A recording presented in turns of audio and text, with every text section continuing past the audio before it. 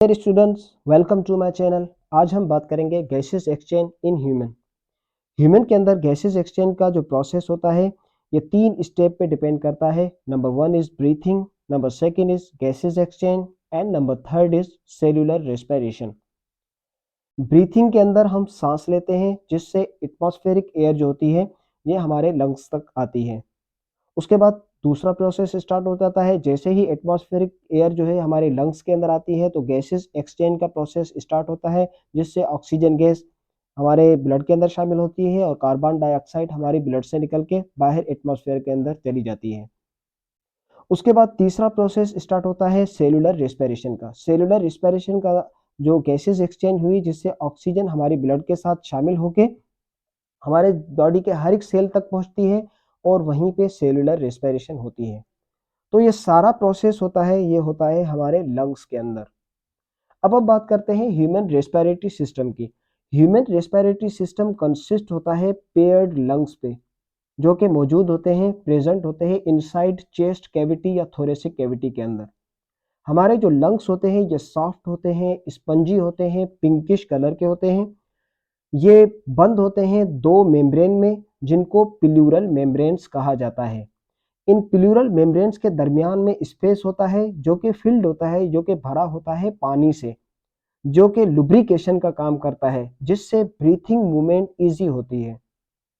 हमारे जो लंग्स होते हैं वो चेस्ट के अंदर, चेस्ट कैविटी के अंदर क्लोज्ड होते हैं बोनी केज के अंदर। वो बोनी केज बना होता है एक फ्लैट बोन का जिसको स्टर्नम कहा जाता है, वो फ्रंट पे होती है, सेंटर पे होती है। उसके साथ 12 रिब्स, 12 छोटी बोन्स रिब्स जो है वो अटैच होती हैं, फ्रंट पे भी और बैक साइड पे भी। बैक साइड पे ये अटैच होती है वर्टिब्रल कॉलम के साथ, और जो रिब्स होती है ये अटैच होती है इंटरकॉस्टल मसल्स के साथ।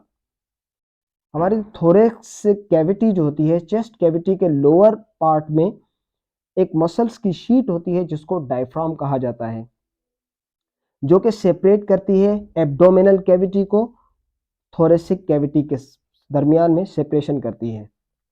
हमारे लंग्स बने होते हैं मिलियंस ऑफ एल्वुलाई के। एल्वुलाई रेस्पिरेटरी सरफेस कहलाती है। ये एक एयर पाउचेस होते हैं जो कि माइक्रोस्कोपिक होते हैं और सिंगल लेयर सेल के बने होते हैं।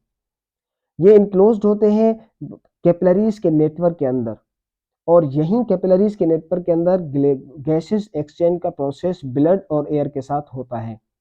हमारा जो एयर पैसेज होता है ये कंसिस्ट होता है, ये डिपेंड करता है एक नॉस्ट्रिल, ट्रेकिया, ब्रोंकी और ब्रोंक्यूल्स पे। तो सबसे पहले हम आते हैं नॉस्ट्रिल्स पे। हमारा जो नोज होता है ये डिपेंड होता है दो नॉस्ट्रिल्स पे। नॉस्ट्रिल्स के अंदर जो इनसाइड द नॉस्ट्रिल जो कैविटी होती है इनको नेसल से कहा जाता है। अब इंटायर जो पैसेज होता है जहाँ से एयर पास होती है, जो नेसल सेक के अंदर जहाँ से एयर गुजरती है, वो फिर लाइंड होता है म्यूकस सीक्रेटिंग सिलिएटेड सेल्स से। और एयर सेक, नेसल सेक जो होता है ये रिच होता है ब्लड कैपिलरीज का, जिससे ये होता है जो एयर नेसल सेक के अंदर आती है बाहर से इन्वायरमेंट से वो स्लाइटली हॉट होती है। नेसल सेक के अंदर जो हेयर होते हैं और म्यूकस सीक्रेटिंग जो सेल होते हैं ये मिल के एयर को प्यूरिफाई करते हैं, साफ करते हैं डस्ट पार्टिकल से और जर्म से। बाहर से जो हवा आती है उनकी डिटॉक्सिफिकेशन या उनके जो पॉल्यूशन फ्री करते हैं, जिससे जो हमारे सिस्टम के अंदर, हमारी लंग्स के अंदर जो हवा जाती है वो क्लीन और प्योर होती है। नेसल सेक के बाद फिर आती है ट्रेकिया। ट्रेकिया नेसल से इंटरनल जो ओपनिंग होती है नेसल सेक की वो फिर एक लॉन्ग ट्यूब के अंदर होती है, और उस लॉन्ग ट्यूब को ट्रेकिया या सांस की नाली कहा जाता है। ट्रेकिया की शुरुआत में, बिगिनिंग में एक बॉक्स होता है जिसको साउंड बॉक्स और लेरेंक्स कहा जाता है। उस साउंड बॉक्स के अंदर एक वोकल कार्ड होता है जो कि आवाज को पैदा करता है, जिससे हम बोलते हैं। लेरेंक्स के जो ओपनिंग होती है, लेरेंक्स और साउंड बॉक्स की जो ओपनिंग होती है इसको ग्लॉटस कहा जाता है, और इस ग्लॉटस के ऊपर एक कवर होता है, उस कवर को कहा जाता है एपीग्लॉटस। अब हम एपीग्लॉटस के फंक्शन को समझने की कोशिश करते हैं। ड्यूरिंग द सॉल्विंग हम फूड को सॉल्व करते हैं या वाटर को सॉल्व करते हैं। वाटर को हम जब पीते हैं तो उस दौरान क्या होता है, एपीग्लॉटस जो होता है ये फूड को प्रिवेंट करता है हमारे जो ट्रेकिया के अंदर दाखिल होने से। एपिग्लॉटस क्लोज कर देता है ट्रेकिया को, जिससे जो फूड होता है या वाटर होता है ये फिर जो फूड की जो ट्यूब होती है जिसको एसोफेगस कहा जाता है, फूड वहाँ पे चला जाता है। जैसे ही सॉल्विंग का प्रोसेस स्टॉप हो जाता है तो फिर एपिग्लॉटस जो है वो ओपन हो जाता है और हवा जो होती है वो डायरेक्टली फिर सांस की नाली के अंदर ट्रेकिया के अंदर जाना शुरू हो जाती है। इसीलिए कहा जाता है कि जब हम खाते हैं, खाने के दौरान सॉल्विंग के प्रोसेस के दौरान जैसे हम फूड को सॉल्व करते हैं, उस दौरान बातें नहीं करनी चाहिए, उस टाइम हंसना नहीं चाहिए। उससे ये होता है कि ये खतरा होता है कि कहीं फूड जो है एपिग्लॉटस से निकल के हमारी सांस की नाली के अंदर चला ना जाए।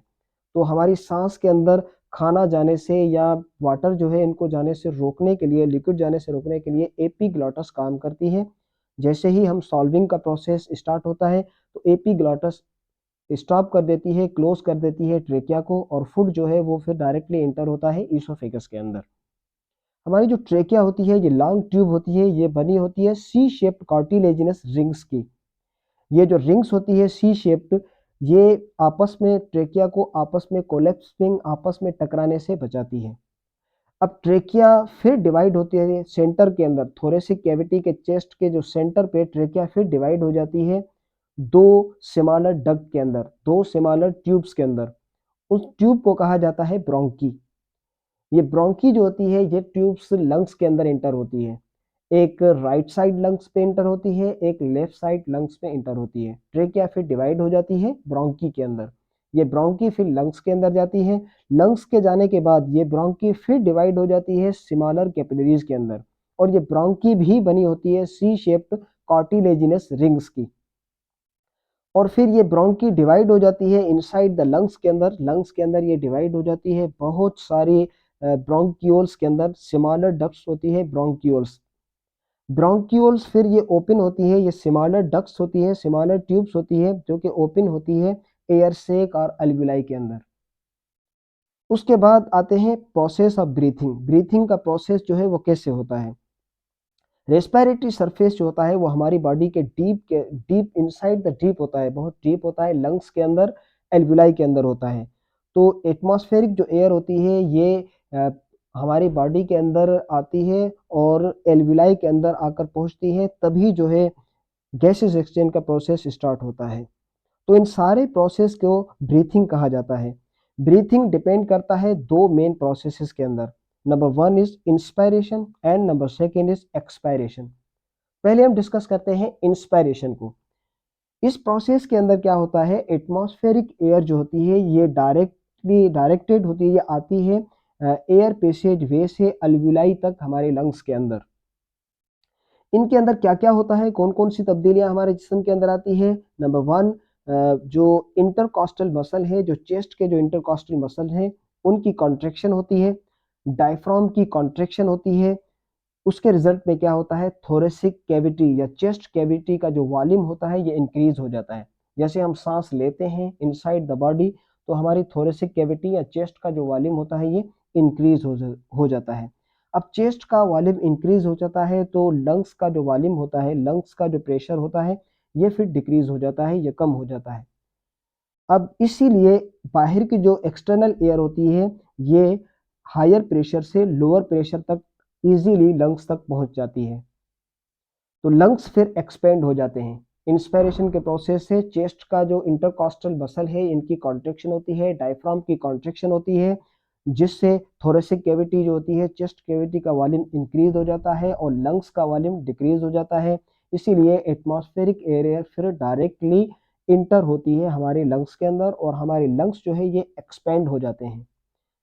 अब उसके बाद फिर एक्सपेंडेशन ऑफ लंग्स, लंग्स जैसे ही एक्सपेंड होते हैं उसके बाद प्रोसेस स्टार्ट हो जाता है एक्सपायरेशन का, हवा का बाहर निकलना। ये रिवर्स होता है इंस्पायरेशन का। इस प्रोसेस में क्या होता है, इंटरकॉस्टल मसल्स जो होते हैं हमारे चेस्ट के अंदर और डायफ्राम जो एक शीट मसल्स की शीट होती है ये फिर रिलैक्स हो जाते हैं। ये रिलैक्स होने के बाद जो हमारी चेस्ट कैविटी है, थोरेसिक कैविटी है, ये भी डिप्रेस हो जाती है। अब इससे क्या होता है, लंग्स पे प्रेशर पड़ता है और एक्सपेंडेड लंग्स पे जैसे ही थोरेसिक कैविटी सिकुड़ जाती है तो लंग्स पे प्रेशर आता है और इस प्रेशर से जो है लंग्स अपनी हवा को फिर एटमॉस्फेरिक प्रेशर के साथ बाहर निकाल देता है और इससे कार्बन डाइऑक्साइड हमारे जिस्म से बाहर निकल जाती है। सांस का लेना इंस्पायरेशन कहा जाता है और सांस बाहर खारिज करना उसको एक्सपायरेशन का प्रोसेस कहा जाता है। ये हो गया ब्रीथिंग प्रोसेस। अब आते हैं गैसेस एक्सचेंज। गैसेस एक्सचेंज जो कि हवा हमारे अंदर आ गई, एल्विलाई तक पहुंचती है, एयर सैक के अंदर पहुंचती है, तो यहाँ पे ब्लड कैपिलरीज का एक नेटवर्क होता है जिससे ब्लड और एयर के अंदर तबादला होता है गैसेस का। ऑक्सीजन गैस जो है यहाँ पे एल्विलाई के अंदर अटैच हो जाती है हीमोग्लोबिन में। हमारी जो ब्लड के अंदर हीमोग्लोबिन प्रोटीन है उसके साथ ऑक्सीजन गैस जो है वो अटैच हो जाती है। कार्बन डाइऑक्साइड गैस जो है ये फिर हमारे ब्लड से बाहर निकल जाती है और ये प्रोसेस जो होता है इनको डिफ्यूजन कहा जाता है। डिफ्यूजन की प्रोसेस से ऑक्सीजन इंटर होती है हमारी ब्लड के अंदर और कार्बन डाइऑक्साइड हमारे ब्लड से बाहर खारिज होती है हवा के ज़रिए। और ऑक्सीजन जो है वो आरबीसीज जो रेड ब्लड सेल्स के साथ मिलके फिर हमारे जिस्म के अंदर जिस्म के हर एक सेल तक पहुंचती है, वहाँ पे सेलुलर रेस्पिरेशन होती है। उसको हम आगे चलकर डिस्कस करेंगे। अगर आपने अभी तक मेरा चैनल सब्सक्राइब नहीं किया तो प्लीज़ चैनल को सब्सक्राइब कीजिए और लाइक का बटन ज़रूर दबा दीजिए। वीडियो आपको कैसी लगी कमेंट्स में आप मुझे ज़रूर बताइएगा। Thank you very much.